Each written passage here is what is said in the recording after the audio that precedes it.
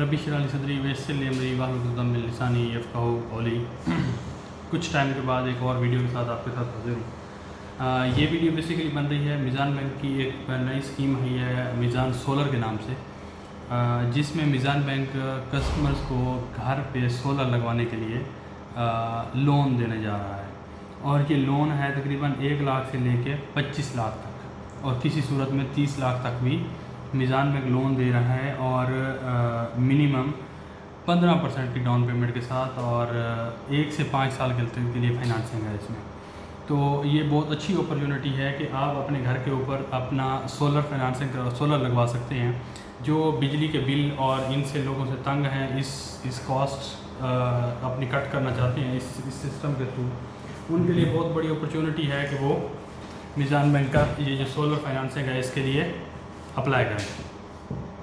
इसको करने के क्या क्या प्रोज और कॉन्स हैं, क्या क्या तरीक़ाकार है, कितनी फाइनेंसिंग मिलेगी, ये वन बाय वन इसमें डिटेल में देखते हैं। कौन कौन इसको ले सकता है। इसका थोड़ा सा प्रीफेस आपको बता दूं कि इसमें नेट मीटरिंग की ज़रूरत नहीं है। आपने नेट मीटरिंग नहीं करनी, आपने सिंपली अपना जो ऑफ ग्रिड नेटवर्क लगवाना है, आप ऑफ ग्रिड नेटवर्क लगवाएं और सिर्फ अपने घर को उसको फाइनेंस करें। उसके लिए नेट मीटरिंग की शर्त लाजमी नहीं है। इनिशियली ये जो थी, ये 3 शहरों के लिए ये थी मीज़ान बैंक की ये जो फाइनेंसिंग फैसिलिटी थी, ये इस्लामाबाद, पिंडी और कराची और लाहौर के लिए अवेलेबल थी। अभी ये मुल्तान के लिए भी अवेलेबल है और बड़े शहरों के लिए और भी अवेलेबल है। और किसी भी ऐसे जगह पे जो सिटी का एरिया है, उस सिटी के एरिया में आप इसको अवेल कर सकते हैं, इस फाइनेंसिंग फैसिलिटी को, और इसमें आप वो अपना सोलर लगवा सकते हैं। अब इसमें ज़रा डिटेल में जाते हैं कि ये सोलर फाइनेंसिंग जो वो कर रहे हैं, मीज़ान सोलर के नाम से एक प्रोडक्ट लॉन्च किया गया है, और इसके अगेंस्ट हम क्या क्या कर सकते हैं। तो जैसे मैंने पहले बताया कि इसका फाइनेंसिंग टेन्योर जो है वो 1 साल से 5 साल के लिए है, और इसमें जो अलाउड कैपेसिटी है 1 kV से 1 किलोवाट से लेके 1000 किलोवाट तक आप अपनी सोलर प्लेटें लगवा सकते हैं। इसमें फाइनेंसिंग फैसिलिटी जो है 1 लाख से लेके 25 लाख तक, और अगर आप प्रीमियम कस्टमर हैं तो आपको 30 लाख तक की फाइनेंसिंग भी की जा सकती है। और कम डाउन पेमेंट जो है आपके लिए वो 15% ऑफ डाउन पेमेंट के साथ ये अवेल कर सकते हैं। इसमें थोड़ा सा डिटेल में जाते हैं तो इसमें ये है कि कोई भी सोलर फाइनेंसिंग सिस्टम है ये आप अवेल कर सकते हैं। जैसे मैंने पहले बताया कि ये कराची, लाहौर, रावलपिंडी, इस्लामाबाद के अलावा बाकी बड़े शहरों में भी सिटी के एरिया में जो देहात में नहीं आते, जो शहरों के एरियाज़ हैं, वहाँ के लिए आप ये कर सकते हैं, अप्लाई करवा सकते हैं। और इसकी दूसरी शर्त ये है कि इसके लिए आपका घर आपके नाम पे होना ज़रूरी नहीं है। आपका घर आपके वालिद के नाम पे है, आपकी वालदा के नाम पे है, आपके मिसेस के नाम पे है, आपके हस्बैंड के नाम पे है, तो आप ये फैसिलिटी अवेल कर सकते हैं। इसमें बेसिकली 3 सेगमेंट बताए गए हैं जो इस फैसिलिटी से फ़ायदा ले सकते हैं। उसमें पहला फ़ायदा लेने का लिए जो सेगमेंट है वो सैलरीड है। वो बंदा जो किसी जगह पे जॉब कर रहा है वो अप्लाई कर सकता है, या कोई कारोबार कर रहा है वो अप्लाई कर सकता है, या कोई पेंशनर है तो वो अप्लाई कर सकता है। अब हम देखते हैं कि 1-on-1 के ये जो हमारे पेंशनर हैं उसके लिए क्या क्या रिक्वायरमेंट है कि वो उस पेंशनर को उसकी क्या एलिजिबिलिटी क्राइटेरिया है। तो फर्स्ट ऑफ ऑल ये है कि वो पाकिस्तानी हो और परमानेंट रेजिडेंट हो, उसका शनाख्ती कार्ड मौजूद हो, उसकी एज कम अज़ कम जो हो ज़्यादा से ज़्यादा 70 साल या इससे कम होनी चाहिए at the time of maturity. यानी वो 5 साल का प्लान लेने लगा है तो उसकी 65 साल एज हो। अगर वो 67 साल का है तो 3 साल के लिए ले सकता है। अगर वो 69 साल का है तो 1 साल के लिए फाइनेंसिंग ले सकता है। तो इसी तरह अगर ये इससे जो उसकी मेच्योरिटी डेट है उस तक उसकी एज 70 होनी चाहिए। उसका जो है एम्प्लॉयमेंट स्टेटस जो है वो रिटायर्ड होना चाहिए और पेंशन होना चाहिए, और मिनिमम ग्रास पेंशन जो है उसकी 1 लाख रुपए या इससे ज़्यादा होनी चाहिए। और इसकी जो इनकम असेस की जाएगी वो उसके बैंक स्टेटमेंट से की जाएगी, जिसमें वो रेगुलरली उसकी पेंशन गिर रही है और वहाँ से वो निकलवा रहा है। और वो एक्टिव टैक्स पेयर होना चाहिए। और इसके अलावा ये है कि जो ब्यूरो चेक्स हैं, यानी उसकी कोई ECIB जो हिस्ट्री है वो क्लियर होनी चाहिए। मतलब जब उसने लोन लिए सारे के सारे लोन उसने सेटल किए होने चाहिए। ये नहीं होना चाहिए कि किसी न किसी लोन में उसने डंडी मारी हो। और उसको साथ में जो रिक्वायर्ड डॉक्यूमेंट है ये मैं एंड पे जाके आपको बताता हूँ कि उसके रिक्वायर्ड डॉक्यूमेंट क्या होंगे। और साथ में ये है कि उसके लिए एक मीज़ान बैंक का अकाउंट होना मैंडेटरी है। ये उसकी रिक्वायरमेंट है। अगर किसी के पास ये है तो वो मीज़ान बैंक की सोलर फाइनेंसिंग के लिए अप्लाई कर सकता है। आगे चलते हैं कि अगर कोई बिजनेसमैन है तो वो कैसे अप्लाई कर सकता है। तो बिजनेसमैन के लिए भी यही रिक्वायरमेंट है कि वो पाकिस्तानी हो, उसकी कम से कम एज जो है वो 30 साल हो और ज़्यादा से ज़्यादा 65 साल हो। और जो एज है को अप्लीकेंट की, मतलब इस फाइनेंसिंग में दो बंदे भी मिल के ले सकते हैं, मियाँ बीवी दो बंदे भी मिल के, अगर उनकी आमदन जो है 1 लाख से ज़्यादा बनती है तो दो बंदे मिल के भी उस फाइनेंसिंग में अवेल कर सकते हैं। अब इसमें जो है मंथली इनकम जो बिजनेसमैन के लिए है वो कम से कम ये है कि उसकी ग्रॉस इनकम जो है 5 लाख होनी चाहिए। ग्रॉस इनकम मतलब ये है कि उसमें से जो उसके टैक्सेस वैक्सेस हैं उससे पहले जो उसकी आमदन है वो 5 लाख या इससे ज़्यादा हो तो वो बिजनेसमैन हमसे फाइनेंसिंग ले सकता है। इसका बिजनेस जो है उसको तकरीबन 5 साल हो चुके होने चाहिए और उसकी जो है अकाउंट होने चाहिए, ऑडिटेड अकाउंट हो या वैसे बैंक स्टेटमेंट उसके पास अवेलेबल होनी चाहिए और वो NTN होल्डर होना चाहिए। और इसके अलावा उसने 2 रेफरेंस भी हमें प्रोवाइड करने हैं। और फ्लैट्स और अपार्टमेंट के लिए ये नहीं होगी फाइनेंसिंग, ये उसके घर के लिए जो पूरा होम होगा उसके लिए होगा। और उसके लिए भी ज़रूरी है कि वो मीज़ान बैंक का अकाउंट खुलवाए या नहीं है तो, और अगर है तो बहुत अच्छी बात है। ये बिजनेसमैन के लिए है। इसके बाद चलते हैं कि अगर कोई बंदा जिसकी जॉब जो है वो कॉन्ट्रेक्चुअल हो। एक तो हमने बात की कि वो सैलरीड हो, और सैलरीड में अब 2 कैटेगरीज हैं। एक ये है कि वो परमानेंट जॉब हो, एक ये है कि वो कॉन्ट्रेक्चुअल जॉब हो। तो कॉन्ट्रेक्चुअल जॉब में ये होना चाहिए कि कम से कम उसकी जो सैलरी है वो 2 लाख होनी चाहिए और जॉब का जो टेन्योर है वो कम से कम 3 साल के हो चुके हों और ओवरऑल उसका एक्सपीरियंस जो है वो 5 साल जॉब का हो चुका हो।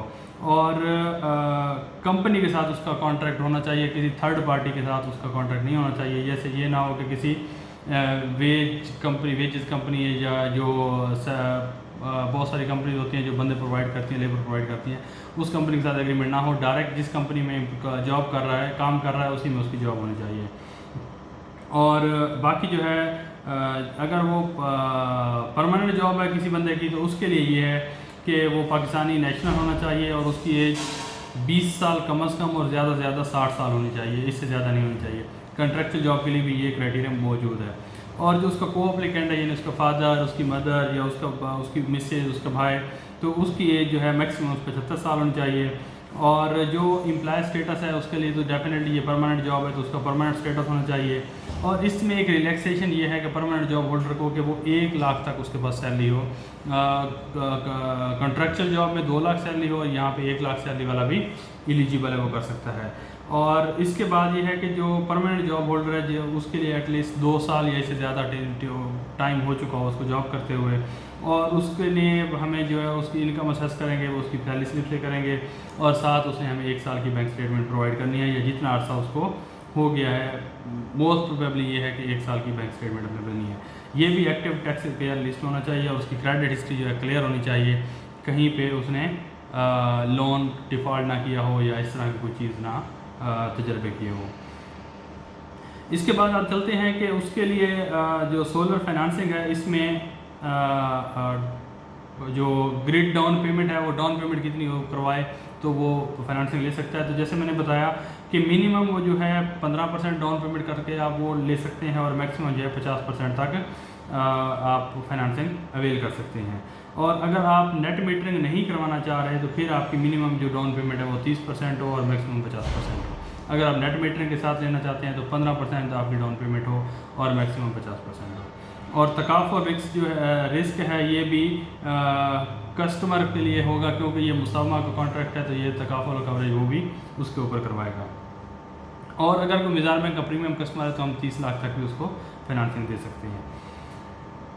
आगे चलते हैं, उसमें देखते हैं कि जो प्रॉपर्टी है, रेजिडेंस है, वो जैसे मैंने पहले बताया कि वो प्रॉपर्टी जो है वो उस जहाँ पे सोलर लगाया जा रहा है वो उसकी अपनी होनी चाहिए या इमीडिएट फैमिली मेम्बर की होनी चाहिए। और अगर 2 एप्लीकेंट हैं तो 2 या ज़्यादा प्रॉपर्टी वो को एप्लीकेंट है तो भी हो सकता है, मतलब को एप्लीकेंट 2 मिल के भी ये करवा सकते हैं अपने पास उस घर के ऊपर।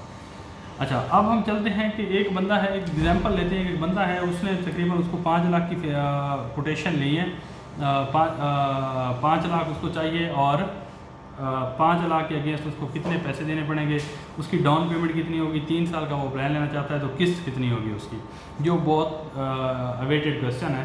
तो उसके लिए ये है कि अगर 5 लाख की फाइनेंसिंग लेना चाहता है तो 15% के साथ उसका 75,000 डाउन पेमेंट बन जाएगी, और साथ में जो है उसकी जो किस्त बनेगी वो डिमिनिशिंग किस्त होगी, मतलब ओवर द टाइम, ये टाइम का डिमिनिशिंग मुशारका के तहत होगी तो ये कम होती जाएगी। पहली किस्त उसकी 20,900 होगी, फिर 20,400, फिर 19,000, 18,000, 17,000, इस तरह ये कम होते होते आपका टोटल टाइम जो है, टोटल पीरियड जो है वो कंप्लीट हो जाएगा। इसके ऊपर जो प्रॉफिट रेट है बैंक का वो तकरीबन कोई 25.77% इसके ऊपर बैंक अपना प्रॉफिट लेगा। अब आगे चलते हैं कि अगर कोई अप्लाई करता है तो उसको चार्जेस कौन कौन से बेयर करने पड़ेंगे। तो चार्जेस में ये है कि उसको प्रोसेसिंग चार्जेस में 5,000 उसको देना पड़ेगा। डॉक्यूमेंटेशन जो स्टाम्प पेपर वगैरह परचेज होंगे उसके एक्चुअल डॉक्यूमेंट के जितने होंगे, और इसके अलावा जो है अमेज़न अगर कोई और चार्जेज यानी कोई सर्वे करवाता है अपने घर का या कोई इस तरह की चीज़ है तो उसके एक्चुअल चार्जेस आपको पे करने पड़ेंगे। और इसके साथ ये है कि STR के लिए जो उसकी सस्पिशियस ट्रांजैक्शन की रिपोर्ट हम चेक करवाते हैं उसके लिए 1,000 रुपये उसको देना पड़ेंगे। ये उसके टोटल कॉस्ट उसको बेयर करनी पड़ेगी। अब आते हैं कि उसको अप्लाई करने के लिए वो क्या करे, मीज़ान बैंक में अप्लाई करना है तो वो क्या करे वहाँ पे जाके। तो सबसे पहले ये है कि मीज़ान बैंक की किसी भी नियरेस्ट ब्रांच में विजिट करे या किसी हमारी हेल्पलाइन कॉल सेंटर जो है उसके ऊपर कॉल करें। उसके बाद मीज़ान बैंक की वेबसाइट के ऊपर, जो कि मैंने इसी वीडियो के एंड पे मैं मेंशन कर दूंगा, इसमें एक कोटेशन एक हमारे एनर्जी पार्टनर हैं मीज़ान बैंक की तरफ से अप्रूव वेंडर लिस्ट है, उस लिस्ट में से किसी भी बंदे का नाम आपने पकड़ना है, उसका नाम लेना है कि ये बंदा है, इससे मैंने सोलर परचेज़ करना चाहता हूँ। फिर आपने उस लिस्ट में से उस बंदे को कॉल करनी है और उसको कहना है कि मुझे इतने केवी का अपने पास सोलर लगवाना है तो मुझे इसकी कोटेशन दें। वो एक कोटेशन में आपको बिल बना के देगा कि इतने इतने इतने इतने पैसे फलां चीज़ में लगेंगे और टोटल इतने पैसे आपके बनेंगे और ये पैसे आपने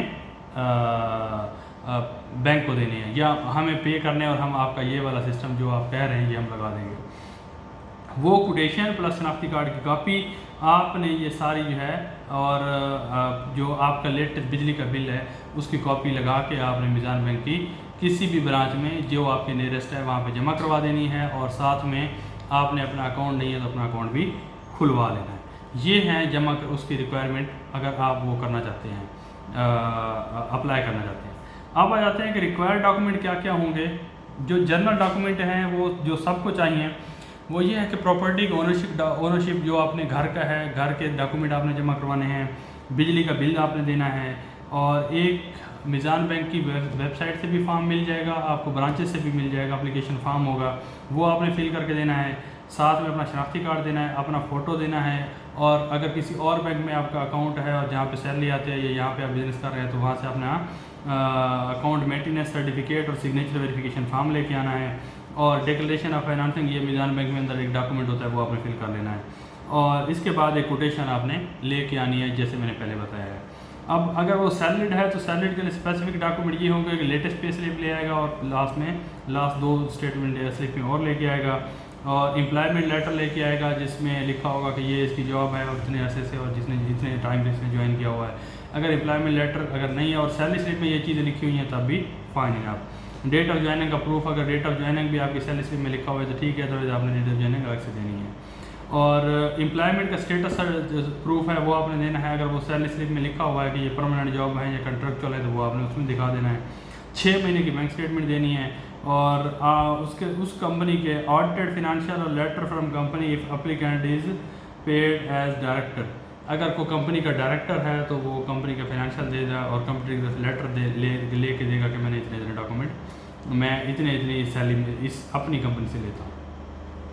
आगे चलते हैं कि अगर कोई सेल्फ एम्प्लॉयड इंडिविजुअल है तो उसके लिए डॉक्यूमेंट ये होंगे कि सोल प्रोप्राइटर है तो उसका एनटीएन बना होना चाहिए, और बैंक की तरफ से एक लेटर हो कि ये बंदा इस अकाउंट का मालिक है, वाहिद मालिक है, और टैक्स रिटर्न उसने जमा करवानी है, जो टैक्स पिछले 3-4 अरसे में 2-4 सालों में उसने जमा करवाया उसका रिटर्न देना है। अगर वो पार्टनरशिप अकाउंट है तो पार्टनरशिप आपने प्रोवाइड करनी है लेटेस्ट और प्रीवियस जितनी भी है, मतलब पार्टनरशिप अगर चेंज होती रही और एक ही पार्टनरशिप है तो वही एक पार्टनरशिप आपने देनी है। और अगर उसने पार्टनरशिप रजिस्टर्ड है तो उसका फॉर्म सी आपने हमें देना है, रजिस्ट्रेशन सर्टिफिकेट देना है, 6 महीने की बैंक स्टेटमेंट देनी है अगर आप किसी फर्म के पार्टनर हैं तो। अगर आपकी लिमिटेड कंपनी है, जैसे प्राइवेट लिमिटेड कंपनी है या पब्लिक लिमिटेड कंपनी है, तो उसके लिए ये है कि मेमोरेंडम और मेमोरेंडम ऑफ आर्टिकल और एसोसिएशन ऑफ आर्टिकल देना है। ये कंपनी के डॉक्यूमेंट होते हैं, हर एक को पता है। सर्टिफिकेट ऑफ इनकॉर्पोरेशन देना है अगर आपका पब्लिक लिमिटेड कंपनी है, फॉर्म ए देना है, फॉर्म 29 देना है, ऑडिटेड फाइनेंशियल देने हैं और 6 मंथ की बैंक स्टेटमेंट देनी है। तो ये आपको ब्रांचेज में भी गाइड कर दिया जाएगा इसके बारे में कि ये कौन कौन से डॉक्यूमेंट होते हैं। फॉर्म ए आपका टैक्स का होता है, फॉर्म 29 जो है आपके रजिस्ट्रेशन का डॉक्यूमेंट है, और ऑडिटेड फाइनेंशियल जो अगर आप पब्लिक लिमिटेड कंपनी है तो आपने जो ऑडिट करवाया हो उसके फाइनेंशियल डॉक्यूमेंट देने हैं।